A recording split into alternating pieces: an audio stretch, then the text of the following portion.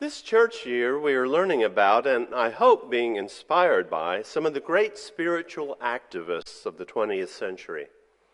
Diverse in their philosophies and theologies, these stimulating leaders were people who found a sense of the mystic, a connection to the infinite, within the day-to-day work of justice-making.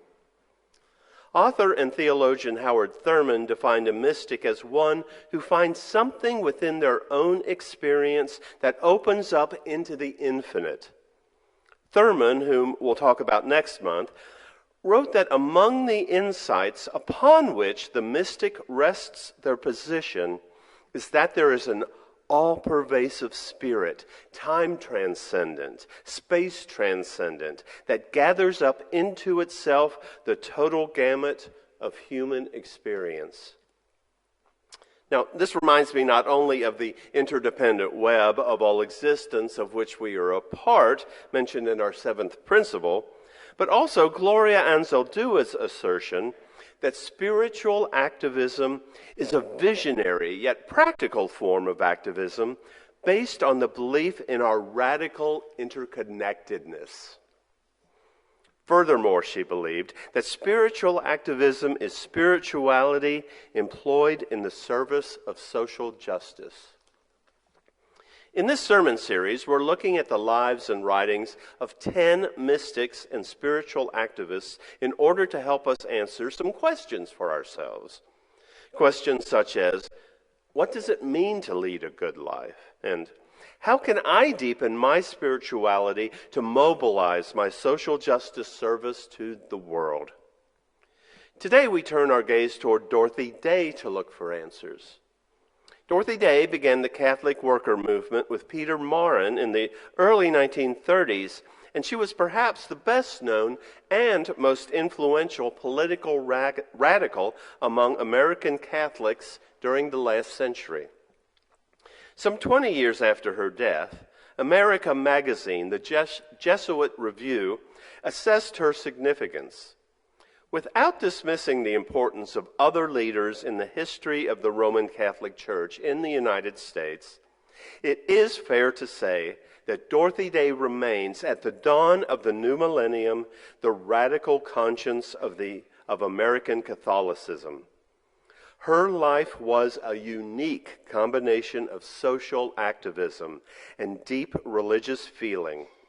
The dual passion of social justice and intimacy with God was present in her life from early childhood. Something that struck me as I read her autobiography was that she was sort of on the same path that many of us are following, and perhaps even to get to a similar place, but taking a very different route. Now, this is what I mean by that. While many of us either didn't grow up going to church or we grew up in a more conventional faith tradition, neither did she grow up going to church. But instead of gravitating toward a covenantal, less rigid faith tradition like ours, it was the structure and tradition of Catholicism that resonated with her. Some of us felt we had to leave such traditions to infuse our social activism with a sense of spirituality, but she didn't. Rather than a focus on atonement through Jesus or a focus on the afterlife, we have gravitated toward a tradition that emphasizes salvation by character, the idea that the focus of religious life is in the here and now. Dorothy Day's service in order to realize social justice was modeled on what are called the works of mercy. Works of mercy refers to meritorious practices in Christian ethics. Now, I know some of you grew up Catholic, so you may be familiar with corporal works of mercy and spiritual works of mercy. Corporal works of mercy tend to the physical needs of others. References to these are found not only in a sermon by Jesus in the Gospel of Matthew, which I referenced in our first reading, but also in the Hebrew Bible in the book of Isaiah. The works are listed as to feed the hungry, to give water to the thirsty, to clothe the naked, to shelter the homeless, to visit the sick, to visit the imprisoned or ransom the captive. According to Albert Raboteau, the core Catholic worker principles were three: voluntary poverty, personalism, and pacifism. These strike me as both a crystallization and expansion of the works of mercy. And I plan to talk about each of these three in detail throughout the next hour. I was seeing if you were paying attention. Raboteau wrote the book we're using as one of our guides for this Lives of the Spirit series, American Prophets, 7 Religious Radicals and Their Struggle for Social and Political Justice.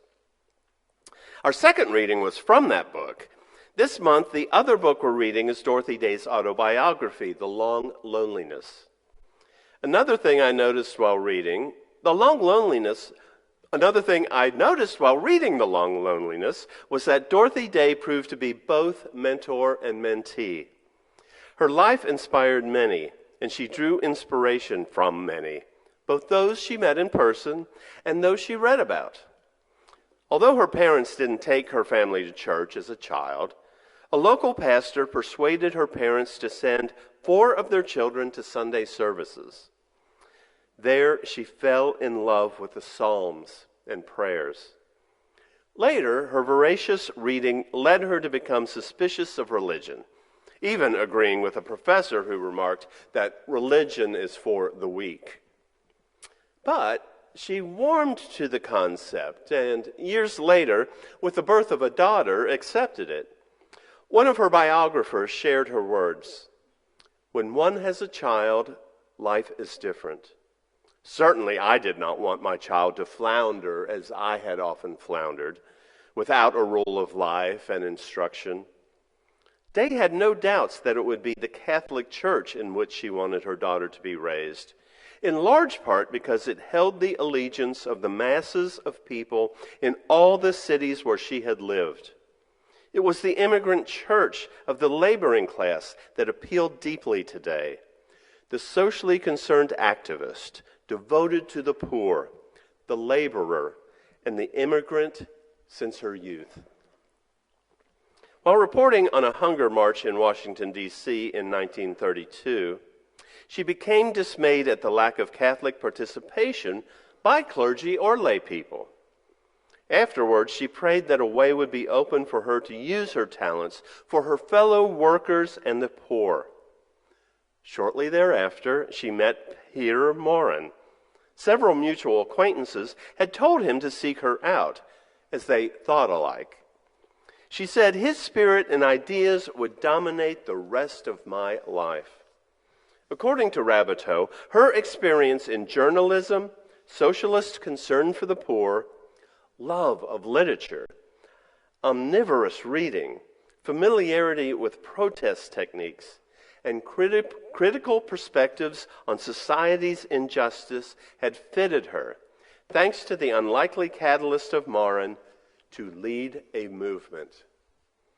He encouraged her to look at history in a new way, by looking at it through the lens of the lives of the saints, because, he believed, sanctity and community really mattered. The saints weren't the only mentors they found on paper. They both had been influenced by the works of Kropotkin, the Russian proponent of cooperative forms of labor, with workers sharing fairly in profits and ownership of means of capital. By the age of 15, Day was absorbing Jack London and Upton Sinclair. Perhaps it would be more accurate to say Day and Morin served as spiritual directors for one another, listening to one another and commenting to cause the other to reflect and grow spiritually, and as life coaches, helping the other develop skills and attitudes to achieve their goals. We often think of mentors as someone more experienced who guides and directs a less experienced person in the business world. The goal of such guidance is typically career and financial success. But because Day was more interested in emulating the lives of the saints, not business entrepreneurs, she came to embrace a radically different life plan: voluntary poverty. She said, one who has accepted hardship and poverty lays himself open to this susceptibility to the sufferings of others. Marin had previously found work digging ditches, quarrying stone, harvesting wheat, cutting lumber, and laying track. Through his years of reflection and hard labor, he came to embrace poverty as a gift from God. According to scholar Mel Peel, since the movement believed that the vows of poverty of many Catholic religious orders had been rendered meaningless by the collective wealth of their orders, the workers took care that the group as a whole should not accumulate assets beyond the bare minimum. The Catholic workers' houses of hospitality proved to be the epicenters for Day's life of voluntary poverty and living out the works of mercy, to feed the hungry, to give water to the thirsty, to clothe the naked, to shelter the homeless, to visit the sick, to visit the imprisoned. Today, there are scores of Catholic worker communities across the world, including Casa Juan Diego here in Houston. These houses of hospitality were not only places to practice voluntary poverty, but also the principle of personalism. There were two sides to this coin for Day. Not only was each and every individual valued, but each had a responsibility to do the works of mercy in a hands-on way as well. She believed the needs of the poor would be best appreciated in community through face-to-face contact. In fact, she believed community was vital. And to hearken back for a moment to a thought from Howard Thurman, the mystic is in search of an aspect of human experience that is simultaneously an element, an aspect, a quality that is God in humanity. I did an internship at the First Street Mission in Fort Worth when I was in seminary. Volunteers from the nearby Methodist Church made lunches for unsheltered folks and ran food and clothing banks for the indigent. It became clear to me that it becomes far less easy to ignore or even generalize about people who are oppressed, underserved, or down on their luck if you're looking at them in the face. To be honest, it's why I find it so difficult to acknowledge those at the train station trying to get my attention. If I look them in the face, I have to acknowledge their need, their suffering, their humanity. I imagine you've heard the phrase, I will never look into the eyes of someone God does not love. But I'll take it a little bit further. You will never look into the face of someone who does not bear the image of God. When I avoid catching the eye of someone walking through Midtown because I don't want to be asked for money, I'm avoiding acknowledging not only the spark of the divine in that individual, I am avoiding acknowledging that I live in a country that shows little care for its most vulnerable people. According to the Congressional Budget Office, $1.7 trillion in discretionary outlays. Of that $751 million, 45% is spent on defense, while $910 million is spent on all other non-defense, including social services. Which transitions nicely to the third principle of the Catholic worker movement, pacifism. The first two principles, voluntary poverty and personalism, would be difficult enough to adopt or adhere to. Like the man who questioned Jesus and was advised to sell his possessions and give to the poor, many of us don't want to even consider voluntary poverty. We like our stuff, and we've worked hard for it. Sometimes we rent storage facilities for our extra stuff. And personalism, we have to value every individual, even those I don't like or those that vote different. Then I have to help folks I wouldn't even want to hang out with. Can't I just write a check and not have to look them in the eye? I'll explain to the young people later what a check is. So those are difficult enough. Then we add something difficult and controversial, pacifism. Do we really want Putin rolling through River Oaks in a surplus Soviet tank? We have to protect ourselves. Pacifism may be the hardest of all to wrap our minds around. Now, I imagine some of you are familiar with just war theory. It's a tradition going back centuries of military ethics whose goal is to ensure that a particular war is morally justifiable. A list of criteria must be met in order for that war to be considered just. One such checklist specifies that only duly constituted public authorities may wage war. There must be good grounds for concluding that aims of the war are achievable, that all nonviolent options must first be exhausted before the use of force can be justified. And the reason for going to war needs to be just and cannot, therefore, be solely for recapturing things taken or punishing people who have done wrong. Innocent life must be in imminent danger, and intervention must be to protect life. Now, I'm sure you see the problem with this. The checklist isn't universally accepted or even agreed upon.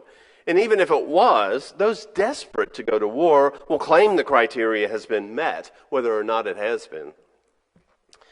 But Reverend John Haynes Holmes said it better than I on the eve of World War I. But I must go further. I must speak not only of war in general, but of this war in particular. Most persons are quite ready to agree, especially in the piping times of peace, that war is wrong. But let a war cloud no bigger than a man's hand appear on the horizon of the nation's life, then they straightaway begin to qualify their judgment. And if the war cloud grow until it covers all the heavens, then they finally reverse it.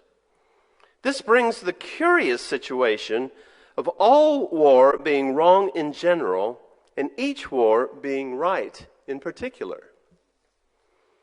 And it was the British philosopher and logician Bertrand Russell who pointed out that war does not determine who is right, only who is left.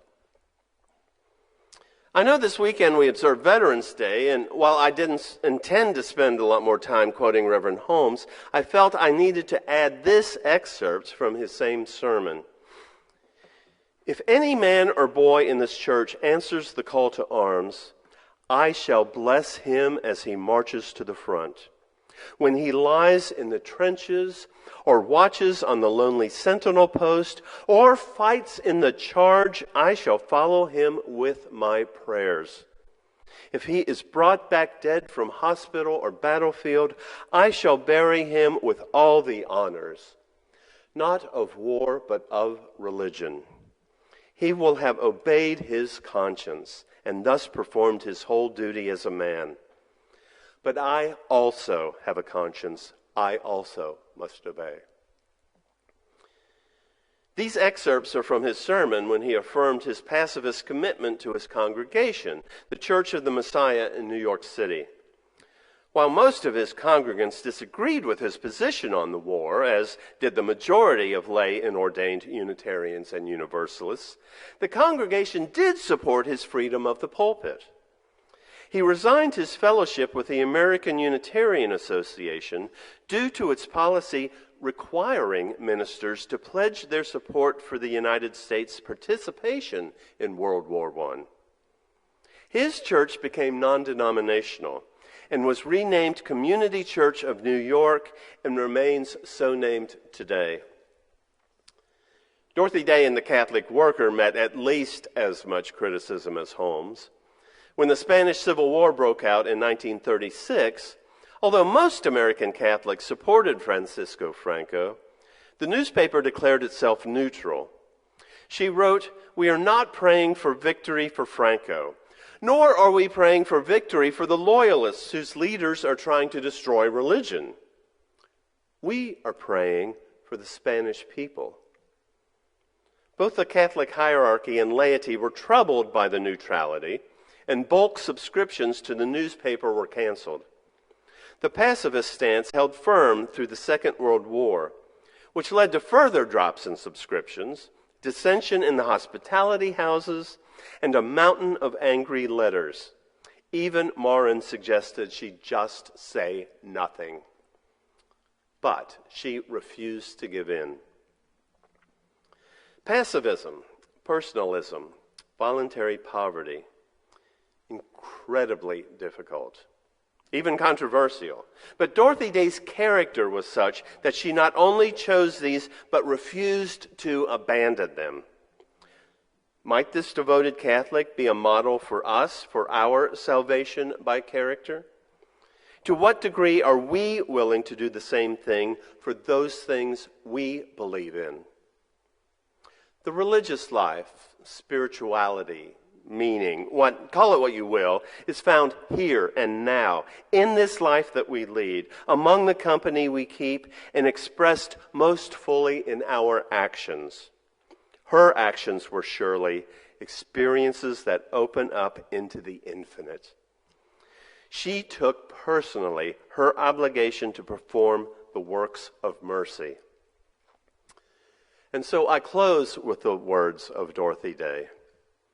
As we come to know the seriousness of the situation, the war, the racism, the poverty in our world, we come to realize that things will not be changed simply by words or demonstrations.